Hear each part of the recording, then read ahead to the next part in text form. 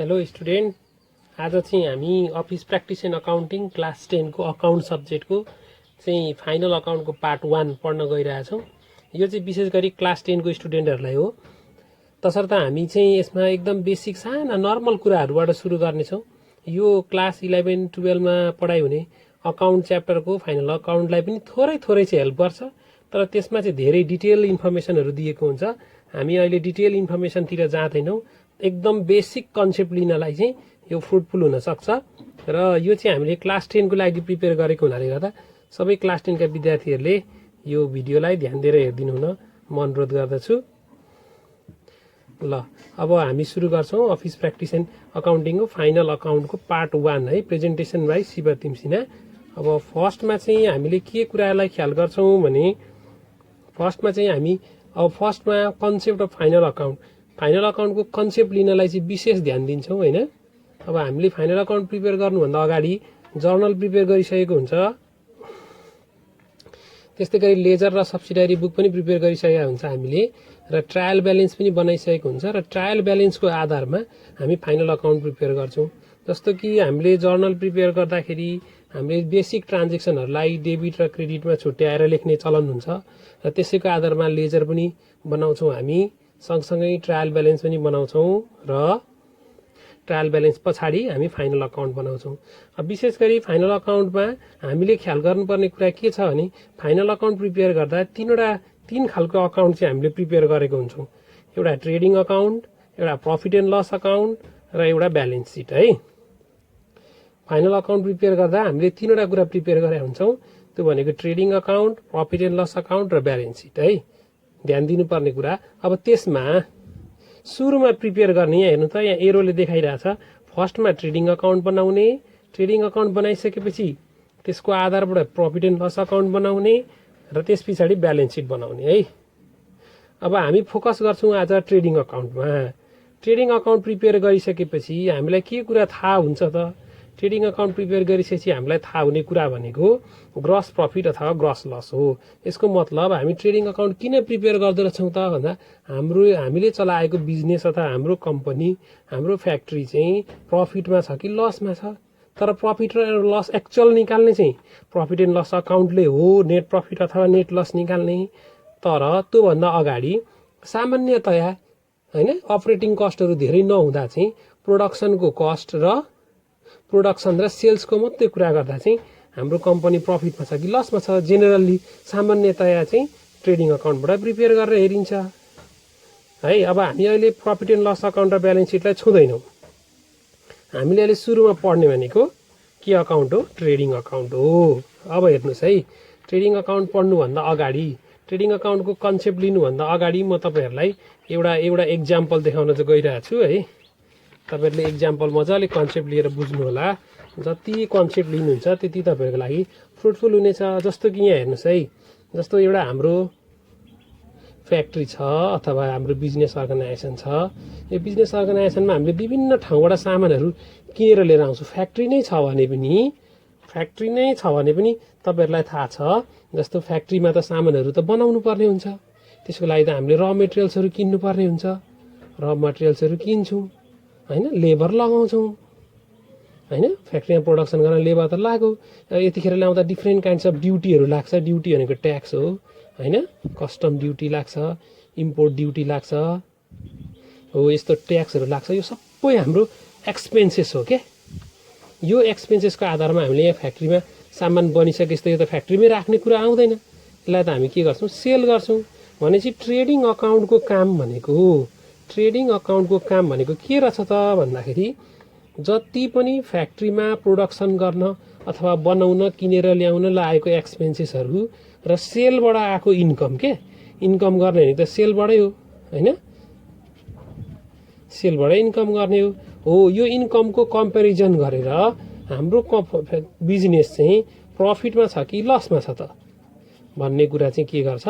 Trading अकाउन्टले prepare गर्न सिकाउँछ। र यसरी निस्किएको पनि कि ग्रस प्रॉफिट हुन्छ अथवा ग्रस लस हुन्छ, कि चाहिँ ग्रस प्रॉफिट हुन्छ कि चाहिँ के हुन्छ? ग्रस लस हुन्छ है। यो कुरा हामीले बुझ्यौं। त्यसैले ट्रेडिङ अकाउन्टको फर्मेट के रहेछ त? एकचोटि हामी ट्रेडिङ अकाउन्टको फर्मेट हेरौँ है। जेनेरली ट्रेडिङ अकाउन्टको फर्मेट हामीले एकदम ख्याल गर्नुपर्ने हुन्छ। हाम्रो अकाउन्टमा कुनै पनि हिसाब गर्नको लागि फर्मेटको एकदम ठुलो इम्पोर्टेन्स हुन्छ। त्यसो हुँदा हामीले ट्रेडिङ अकाउन्टको फर्मेट जान्नुपर्ने हुन्छ के। यहाँ हेर्नु है, यहाँ सिम्पल कुराहरू छ। यो फर्मेटलाई चाहिँ एकदम ध्यान दिएर हामी पढ्छौँ, हेर्छौँ र यो कुरा बुझ्यौँ भने हामीलाई सिम्पल नर्मल्ली हामी ट्रेडिङ अकाउन्टलाई सल्भ गर्न सक्छौँ। जस्तो कि मैले फर्स्टमा ट्रेडिङ अकाउन्ट भनेको के हो भनेर सिम्पल वर्डमा लेखिदिएको छु। Trading account is the first important account of final account. Final account तीनवटा फाइनल अकाउन्ट मध्ये फर्स्टमा प्रिपेयर गर्ने अकाउन्ट ट्रेडिङ अकाउन्ट हो। त्यस पछाडि प्रफिट एन्ड लस अकाउन्ट बनाएर ब्यालेन्स सिट बनाउनु पर्ने हुन्छ। अहिले हामी प्रफिट एन्ड लस र ब्यालेन्स सिटमा पुगेको छैनौँ। हामी फर्स्टमा के प्रिपेयर गर्दैछौँ, फाइनल अकाउन्ट मध्ये ट्रेडिङ अकाउन्टको कुरा गर्दैछौँ है। अब त्यसमा it helps to find out the gross profit or gross loss of the बिजनेसको ग्रस प्रफिट अथवा ग्रस लस फाइन्ड आउट गर्न यसले हेल्प गर्छ है। अब त्यसो भए ट्रेडिङ अकाउन्ट बनाउनलाई हामीले कसरी ट्रेडिङ अकाउन्ट बनाउने त भन्दा साह्रै सजिलो छ। हेर्नु है त, जस्तो फर्स्टमा हामीले हेडिङ लेख्नुपर्ने हुन्छ, trading account of ABC company. मानौँ हाम्रो कम्पनीको नाम एबिसी छ भने ABC company, trading account of होइन gold star company, trading account of something होइन ड्यास ड्यास ड्यास कम्पनी एजनमा चाहिँ 31 डिसेम्बर इङ्ग्लिस डेट छ भने 31 डिसेम्बर लेख्नुपर्ने हुन्छ। नेपाली छ भने एज अन 31 असार, किनभने हाम्रो फिस्कल इयरको इन्ड जहिले पनि वर्षको आर्थिक वर्षको अन्तिम भनेको असार 31 हो 2076-74। यो भने क्वेसनमा इन्फर्मेसनमा दिएको हुन्छ। त्योभन्दा बाहेक अब हामी यहाँनिर ट्रेडिङ अकाउन्टमा डेबिट आइटम र क्रेडिट आइटम छुट्याउने। जस्तो डेबिट आइटममा मैले अघि भनिसकेँ, जति पनि एक्सपेन्सेसहरू छ, खर्चहरू छ, त्यसलाई हामी कुन साइडमा राख्छौँ, डेबिट आइटममा राख्छौँ, डेबिट साइडमा राख्छौँ। जति पनि इन्कम छ त्यसलाई कुन साइडमा राख्छौँ, क्रेडिट साइडमा राख्छौँ। अब मैले यहाँनिर भन्दै जान्छु, तपाईँहरू ध्यान दिएर सुन्दै जानु होला।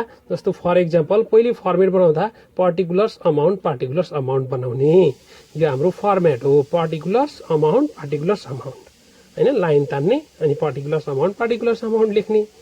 अब यो सजिलो सम्झिन, पिए पापा सम्झ्यो भने फर्मेट याद भइहाल्यो। पापा सम्झ्यो भने फर्मेट याद भइहाल्यो। त्यस पछाडि अब एउटा कुरा ख्याल गर्ने है, डेबिट आइटम सुरु गर्दा लेख्दा जहिले पनि 2 बाट सुरु गर्ने, क्रेडिट आइटम लेख्दा जहिले पनि बाईबाट सुरु गर्ने है। कुरो बुझ्नुभयो? अब यसमा हेर्नुहोस् है त, टु ओपनिङ स्टक भनेको कम्पनीमा भएको अथवा आर्थिक वर्ष सुरु हुँदा त्यहाँ रहेको सामान स्टकको भ्यालु कति छ त्यसलाई ओपनिङ स्टक भन्छ। त्यसलाई हामी डेबिट साइडमा राख्छौँ है।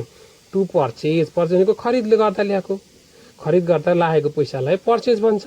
यो पर्चेजको अमाउन्टलाई चाहिँ यहाँ भित्र राखेको छ, हेर्नुहोस् त, भित्र राखेर लेस रिटर्न आउटको मतलब पर्चेज रिटर्न हो के। कहिलेकाहीँ बुकमा पर्चेज रिटर्न लेख्या हुन्छ, कहिलेकाहीँ रिटर्न आउट लेख्या हुन्छ। तपाईँहरूले बुझ्नु पर्यो, रिटर्न आउट भने पनि पर्चेज रिटर्न भने पनि तपाईँहरूले यही हो भनेर बुझ्नु पर्यो। रिटर्न आउट यसरी राख्ने है। अब त्यस पछाडि टु क्यारिएज इनवार्ड, क्यारिएज भनेको ढुवानी खर्च हो, यो पनि खर्चै हो है। टु इम्पोर्ट ड्युटी, ल्याउँदा ड्युटी भनेको ट्याक्सेसहरू हो। यो अक्ट्रीको मिनिङ पनि ट्याक्सै लाग्छ, त्यसमा यी सबै खर्च हुन् भन्ने बुझ्दै जानुहोस् है। टु इम्पोर्ट ड्युटी है, to octroi, to custom duty, to direct expenses भनेको चाहिँ लेबरहरू, वेजेसहरू, मेटेरियल्सहरूको खर्च हो है। To excise duty, to power expenses, power भनेको फ्याक्ट्रीमा लाग्ने खर्च, टु वेजेज होइन, to store consumed, to royalty भनेको गभर्मेन्टलाई तिर्ने, प्रोडक्सन गर्दा कहिलेकाहीँ सामान बनाउँदा तिर्नुपर्ने हुन्छ त्यस्तो होइन। टु फ्याक्ट्री रेन्ट, फ्याक्ट्रीको rent, insurance, to heating and lightning, फ्याक्ट्रीको हिटिङ लाइटनिङ छ भने, टु कोल एन्ड कोक र कोल यो भनेको फ्याक्ट्रीमा लाग्ने सामान भयो होइन। यति जति पनि खर्चहरू छन्, योभन्दा अरू पनि हुन सक्छन्, तर प्रोडक्सन गर्दा लाग्ने खर्च जतिलाई हामी के गर्छौँ यसलाई हामी डेबिटमा राख्छौँ। अनि टु ग्रस प्रफिट है। अनि अहिले म यो ग्रस प्रफिटको विषयमा बुझाउँछु। अब अर्कोपट्टि जाउँ, सेल्स है। बाई सेल्स भनेको इन्कम हो, तर कहिलेकाहीँ कस्तो हुन्छ, सेल्स गरिसक्या हुन्छ, हामीले सामान बेचिसक्या हुन्छ, कति मान्छेले चाहिँ त्यो सामान मन नपरा अथवा ड्यामेज परेर फिर्ता गर्छ, त्यही भएर फिर्तालाई त घटाउनु पर्यो। यो लेस रिटर्न इन भनेको सेल्स रिटर्न हो क्या। सेल्स रिटर्नलाई चाहिँ हामी घटाइदिन्छौँ। ट्रायल ब्यालेन्समा हामी के गर्थ्यौँ, यही रिटर्न इनलाई चाहिँ डेबिट साइडमा लगेर राख्थ्यौँ। सेल्सलाई क्रेडिटमा, सेल्स रिटर्नलाई डेबिटमा राख्थ्यौँ। तर यहाँ त्यस्तो नगर्ने, सेल्सबाट सेल्स रिटर्न घटाउने, पर्चेजबाट पर्चेज रिटर्न घटाउने, यो एकदम इम्पोर्टेन्ट छ है। त्यसरी बाई क्लोजिङ स्टक, अनि क्लोजिङ स्टक राख्ने। अब मैले यो ग्रस लसलाई ग्रिनमा लेखेको छु, अहिले म बुझाउँछु। क्लोजिङ स्टक र सेल्स अनि सेल्स रिटर्न चाहिँ क्रेडिट साइडमा हुँदो रहेछ। तपाईँहरूलाई ट्रेडिङ अकाउन्ट बनाउन एकदम सिम्पल सहज रूपमा तपाईँहरूले बनाउन सक्नुहुन्छ। किन सिम्पल रूपमा बनाउन सक्नुहुन्छ भने त्यसको क्रेडिङ आइटम धेरै छैन के। तपाईँहरूले क्रेडिट आइटम ख्याल गर्नु भने डेबिट आइटम सहज रूपमा पत्ता लगाउन सक्नुहुन्छ। सेल्स भयो, अनि रिटर्न इन भनेको सेल्स रिटर्न अनि क्लोजिङ स्टक, यो तीनटा आइटमलाई ध्यान दिनुभयो भने बाँकी के हुन सक्छ, बाँकी चाहिँ डेबिट हुन सक्छ। तर यो चाहिँ क्लास 10 मा तपाईँहरूलाई टिपिकल ट्रेडिङ अकाउन्ट बनाऊ भनेर दिएको छ भने मात्रै त्यसरी दिन्छ है। फेरि अब 11-12 मा चाहिँ यसलाई मिक्स गरेर दिएको हुन्छ। अहिले हामी बेसिक कुराहरू मात्रै लिँदैछौँ। त्यही भएर बुझ्नुपर्ने कुरा के छ भने अल एक्सपेन्सेसहरू, जति पनि एक्सपेन्सेसहरू छ सबैलाई डेबिट साइडमा राखिदिनुहोस्, इन्कमलाई क्रेडिट साइडमा राखिदिनुहोस्। तर इन्कम 2-3टा मात्रै रहेछ। इन्कम आइटम भनेको सेल्समा सेल्स रिटर्न घटाउने भइहाल्यो, अनि क्लोजिङ स्टक त्योभन्दा बाहेक अरू राख्नु पर्दैन। अब जहिले पनि हाम्रो अकाउन्टिङमा त ब्यालेन्स गर्दा त बराबर हुनुपर्छ नि। यो साइड जोड्ने, यो साइड जोड्ने, कुनै न कुनै साइड त कम हुन सक्छ। यदि कुनै न कुनै साइड कम भएको छ भने तपाईँहरूले के गर्नुपर्ने हुन्छ, जुन साइड कम भएको छ, मानौँ डेबिट आइटम कम भयो, डेबिट आइटम कम हुनु भनेको एक्सपेन्सेस कम हुनु, खर्च कम भयो भने त राम्रै भयो नि, नाफा भएको रहेछ होइन। त्यही भएर डेबिट आइटममा थप्नु पर्ने भएछ भने टु ग्रस प्रफिट सिडी भनेर थप्ने। कहिलेकाहीँ के हुन्छ, क्रेडिट आइटममा कम हुन्छ। क्रेडिट आइटममा कम भयो भने तपाईँले के लेखेर थप्ने, बाई ग्रस लस सिडी भनेर लेखेर थप्ने। एकदम ध्यान दिनुपर्छ है यो कुरा, तपाईँहरूले एकदम ध्यान दिनुपर्छ है। जस्तो तपाईँहरूले ग्रस प्रफिट सिडी कहिले लेख्ने, टु ग्रस प्रफिट। यदि एक्सपेन्सेसको साइडमा डेबिटको साइडमा थप्नु पर्यो भने ग्रस प्रफिट लेख्ने, क्रेडिटको साइडमा थप्नु पर्यो भने ग्रस लस लेख्ने। अब यसरी बुझ्ने क्या सजिलो उपाय, पहिले टोटल गर्ने दुई साइडको टोटल गर्दा दुईटा टोटल आउँछ। अब दुईटा टोटलमा जुन टोटल ठुलो छ त्यो टोटल दुईतिरै लेख्ने। अब एउटा साइड त पुगेन नि त, यो साइड पुगेन या यो साइड पुगेन, यो साइड पुगेन डेबिट साइड पुगेन ग्रस प्रफिट लेखिदिनुहोस्, क्रेडिट साइड पुगेन ग्रस लस लेखिदिनुहोस् है। यो चाहिँ भयो तपाईँहरूको फर्मेट होइन। यो अब जेनरली यही हो फर्मेट हामीले गर्ने। अब म एउटा एक्जाम्पल तपाईँहरूलाई बताउँछु होइन। अब फर्स्टमा हामीले एक्जाम्पल हेरौँ है। एक्जाम्पल हेरिसकेपछि अनि त्यस पछाडि यसको सोल्युसन पनि हेर्न सकिन्छ। ल एक्जाम्पलमा तपाईँहरूले हेर्नुभयो भने यहाँ के देख्नुहुन्छ भन्दाखेरि फ्रम द एक्जाम्पल नम्बर 1 अब हामी सोल्युसनतिर गइरहेछौँ है। मैले तपाईँहरूलाई भनेको कुराहरू एकदम याद गर्नुहोस्। के याद गर्नुहोस्, क्रेडिट आइटम सेल्स र क्लोजिङ स्टक हो। सेल्स रिटर्न छ भने घटाउँछौँ। सेल्स रिटर्नको अर्को नाम के पनि हो, रिटर्न इन पनि हो होइन। त्यसो भए अरू बाँकी आइटम के हुन सक्छन्, डेबिट हुन सक्छन्। डेबिट आइटम कसरी छुट्याउने, एक्सपेन्सेसहरू अनि ओपनिङ स्टक। ओपनिङ स्टकलाई डेबिट राख्ने अनि एक्सपेन्सेसहरू होइन। जस्तो यहाँ हेर्नु है त, अब म यहाँ गर्दै गएँ हेर्दै गएँ त। From the following balances prepare trading account of ABC limited. ABC लिमिटेडको ट्रेडिङ अकाउन्ट बनाउनुहोस् भनौँ for the year ending 31 December 2017। 2017 को 31 डिसेम्बरको इन्डमा ट्रेडिङ अकाउन्ट बनाऊ भन्नु। कसको भन्दा एबिसी लिमिटेडको। अब हामीले सल्भ सुरु गर्दा हेर्नु त, trading account of ABC limited as on भनेको लास्टमा लेख्ने है। एज अन कहिले त भन्दा 31 डिसेम्बर 2017 यसरी लेखिदिने हो। अब हाम्रो फर्मेट के थियो, हाम्रो फर्मेट थियो डेबिट पार्टिकुलर्स अमाउन्ट पहिले फर्मेट बनाउने। सरसरी हामी फर्मेट बनाउन सक्छौँ होइन। त्यसो भए यहाँ दिएको आइटमहरू हेर्नुहोस् त, ओपनिङ स्टक यो त हामीले केमा लानु पर्यो, ओपनिङ स्टकलाई डेबिटमा लानु पर्यो होइन। अनि सेल्सलाई कहाँ लानु पर्यो, सेल्सलाई क्रेडिट साइडमा राख्नु पर्यो। हेर्नुहोस् त, सेल्सलाई कहाँ लानु पर्यो, सेल्सलाई क्रेडिट साइडमा लगेर राख्नु पर्यो। क्रेडिट साइडमा लगेर सेल्स रिटर्नलाई घटाउनु पर्यो। सेल्स यो एउटा क्रेडिट साइडमा जाने रहेछ। मैले यहाँ टिक लगाइदिएँ है त, यहाँनिर टिक लगाइन्छु है त, क्रेडिट आइटममा जाने। पर्चेज भनेको त डेबिट भइहाल्यो, खर्च भइहाल्यो यो किन्दा। अब यसबाट पनि पर्चेज रिटर्न घटाउनुपर्छ। पर्चेज रिटर्नलाई के भन्छ, रिटर्न आउट भन्छ। यो हामी लेस गर्छौँ होइन, लेस गरिदिन्छौँ। क्यारिएज भनेको त डेबिट आइटम भइहाल्यो। त्यस्तै क्लिनिङ चार्जेस भनेको पनि यो त क्लिनिङ गर्दा लाग्ने चार्जेस हो, यो पनि डेबिटमा पर्ने भयो। त्यस्तै अर्को के छ, क्लोजिङ स्टक छ। क्लोजिङ स्टकलाई कहाँ राख्ने, जम्मा 3वटा आइटम क्रेडिट साइडमा थियो होइन। त्यसमध्ये एउटा क्लोजिङ स्टक हो, त्यही भएर बाई क्लोजिङ स्टक भनेर लेख्ने हैन। अब रिटर्न इन र रिटर्न आउट भनेको अघि हामीले भनिसक्यौँ। रिटर्न इन भनेको सेल्स रिटर्न हो, यो सेल्स रिटर्न हो यो, हैन। रिटर्न आउट भनेको पर्चेज रिटर्न हो। रिटर्न आउट र रिटर्न इनलाई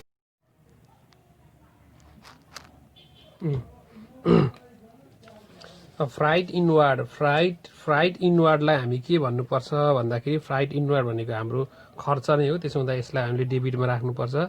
अब कुल्ली चार्जेस भनेको पनि हाम्रो एक्सपेन्सेस हो, कुल्लीलाई दिएको एक्सपेन्सेस। त्यही भएर यसलाई पनि हामीले केमा राख्नुपर्छ, डेबिटमै राख्नुपर्छ। पावर भनेको पनि एक्सपेन्सेसै हो, खर्च नै हो। त्यसो हुँदा हामीले यसलाई पनि केमा राख्ने, डेबिटमा राख्ने, हैन। अब सँगसँगै फ्याक्ट्री रेन्टलाई पनि हामीले केमा राख्छौँ, डेबिटमै राख्छौँ, किनभने यो पनि खर्च हो। भनेपछि हामीले यहाँ भएका आइटमहरू सबै हेरिसक्यौँ। अब हामीले यहाँ भएका आइटमहरू हेर्दा तपाईँहरूले के पाउनुभयो त भन्दा एउटा सेल्स, अनि एउटा रिटर्न इन सेल्सबाट घटाउने, त्यस पछाडि अर्को भनेको तपाईँको क्लोजिङ स्टक। यो तीनवटा आइटम चाहिँ केमा जाने भयो, क्रेडिटमा जाने भयो। अब अरू आइटमलाई हामीले केमा राख्नुपर्ने भयो, डेबिटमा राख्नुपर्ने भयो है। त्यसो हुँदा अब यसलाई सल्भ गरेर हेरौँ न त, होइन। सल्भ गरेर हेरौँ एकचोटि। जस्तो मैले यहाँनिर डेबिटमा राख्ने आइटम र क्रेडिटमा राख्ने आइटमलाई मैले सरसरी सल्भ गरेको छु। हेर्नुहोस् होला, तपाईँहरूले देख्नुहुन्छ। जस्तो trading account of ABC limited लेख्ने एज अन 31 डिसेम्बर 2017, यो अघि हामीले डिस्कस गरिसकेका कुरा हो। अब पार्टिकुलर्स अमाउन्ट यो साइडमा डेबिट, यो साइडमा क्रेडिट, होइन त। अब ठिक छ। अब त्यसो भए टु ओपनिङ स्टक लेख्ने यो अमाउन्ट राख्ने, हैन। अनि टु पर्चेज लेख्ने, पर्चेज हुने बित्तिकै पर्चेज रिटर्न आउटलाई घटाउनुपर्छ। अब यी 37,500बाट रिटर्न आउट कति छ, लेस रिटर्न 500 गर्दा 37,000 रह्यो, होइन। यहाँसम्म ठिक छ। टु क्यारिएज, अब क्यारिएजलाई राख्यौँ। त्यस पछाडि टु क्लियरिङ चार्जेसलाई राख्यौँ। हेर्नुहोस्, टु क्लोजिङ स्टकलाई हामीले क्लोजिङ स्टक त क्रेडिटमा जान्छ, बाई क्लोजिङ स्टक राख्नु पऱ्यो। फर्स्टमा बाई सेल्स लेखेर बाई सेल्स राख्नु पऱ्यो, होइन। अब त्यस पछाडि लेस रिटर्न गर्नु पऱ्यो, सेल्स आउने बित्तिकै रिटर्न छ कि छैन हेर्ने। रिटर्न इन गरेर 1300 घटाउनु पऱ्यो। 70,000बाट 1300 गर्दा 68,700 रह्यो, होइन। अनि बाई क्लोजिङ स्टक राखियो। अब अरू यो रिटर्न इन र रिटर्न आउट राखिसक्यौँ हामीले। अब फ्राइट इनवार्ड राख्ने। त्यस्तै गरी कुली चार्जेस राख्ने डेबिट साइडमा, पावर राख्ने, फ्याक्ट्री रेन्ट राख्ने। अब यति गरेपछि हामीले आइटम राखिसक्यौँ।